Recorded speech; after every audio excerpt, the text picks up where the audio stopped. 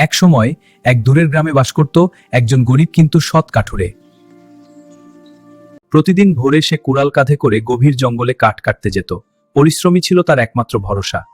একদিন হঠাৎ সে জঙ্গলের ভেতরে একটি অদ্ভুত আলো জ্বলজ্বল করা গাছ দেখতে পেল। হে সৎ কাঠুরে, ভয় পেও না, তুমি চাইলে আমার কাছ থেকে কিছু চাইতে পারো। আমি ধনী হতে চাই না, শুধু চাই আমার পরিবার যেন না খেয়ে থাকে। জাদুর গাছ তাকে একটি সোনার কয়েন উপহার দিল।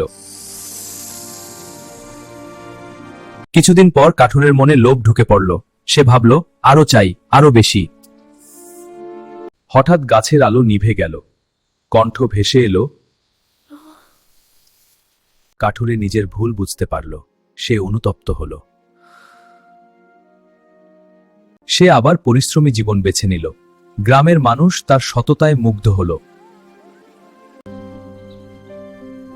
এই গল্প থেকে আমরা শিখি, লোভ ধ্বংস ডেকে আনে। গল্পটি ভালো লাগলে লাইক দিন এবং নতুন গল্প পেতে গল্পের পাঠশালা চ্যানেল সাবস্ক্রাইব করুন।